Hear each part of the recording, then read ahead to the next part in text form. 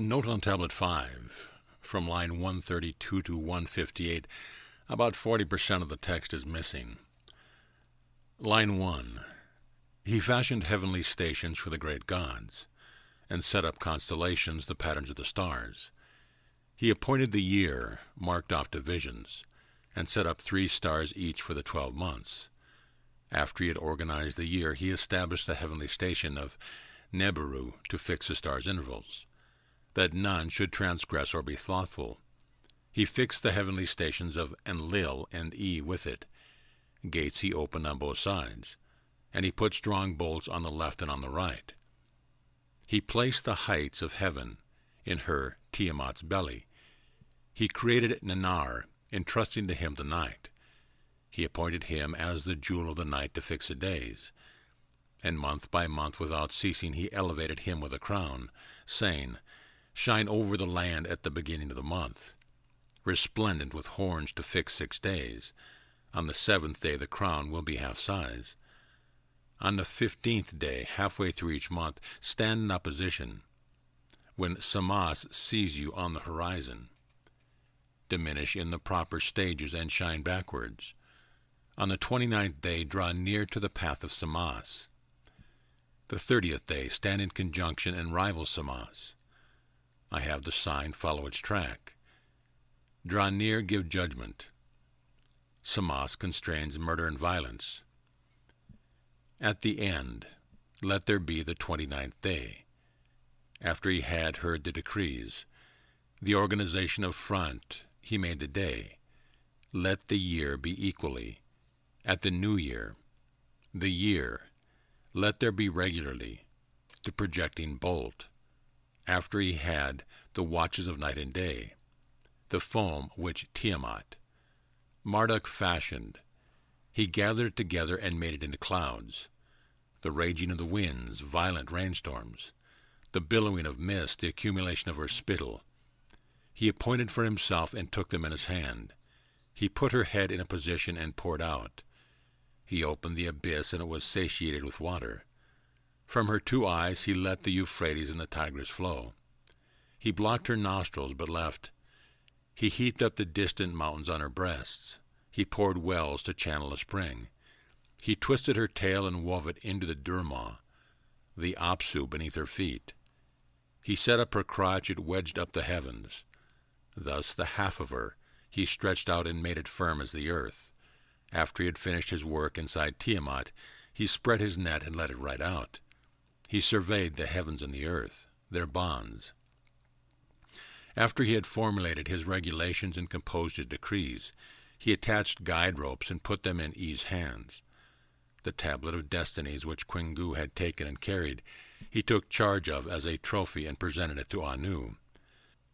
The of battle which he had tied on or had put on his head, he brought before his fathers. Now the 11 creatures to which Tiamat had given birth, and he broke their weapons and bound them, the creatures, to his feet. He made images of them and stationed them at the gate of the Apsu, to be a sign never to be forgotten. The gods saw it and were jubilantly happy. That is, La, Mu, and Amu, and all his fathers. Ansar embraced him and published abroad his title, Victorious King. Anu, Enlil, and E gave him gifts. Mother Damkina, who bore him, hailed him. With a clean festal robe she made his face shine.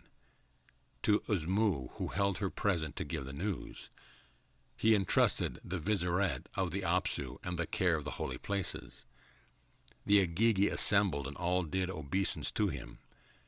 Every one of the Anunnaki was kissing his feet. They all gathered to show their submission. They stood, they bowed down, behold the king. His fathers, and took their fill of his beauty. Bi listened to their utterance, being girded with the dust of battle, anointing his body with cedar perfume. He clothed himself in his lordly robe, with a crown of terror as a royal aura. He took up his club and held it in his right hand. He grasped in his left. He set his feet. The scepter of prosperity and success he hung at his side. And he had the aura.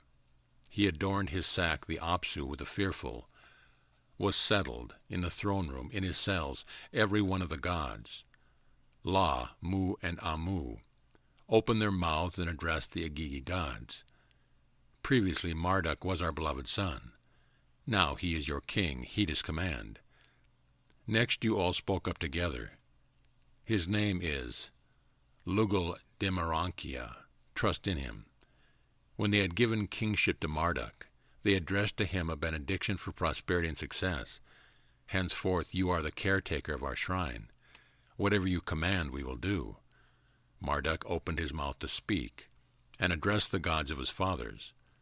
Above the Apsu, the emerald abode. Opposite is Sara, which I built for you.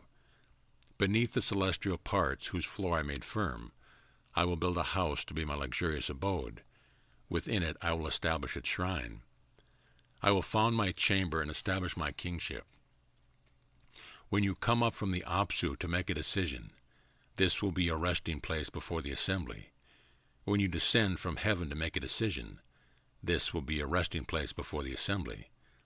I shall call its name Babylon, the homes of the great gods. Within it we will hold a festival that will be the evening festival.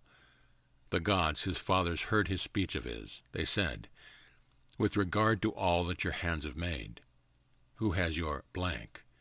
With regard to the earth that your hands have made, who has your blank? In Babylon, as you have named it, put our resting place forever. Blank, let them bring regular offerings. Whoever our tasks which we, therein its toil.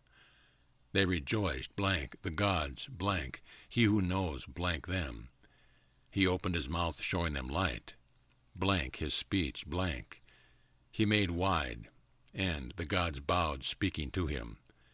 They addressed Lugal Demarankia, their lord. Formerly, Lord, you were our beloved son. Now you are a king. He who has preserved us, the aura of club and scepter, let him conceive plans that we. End of tablet.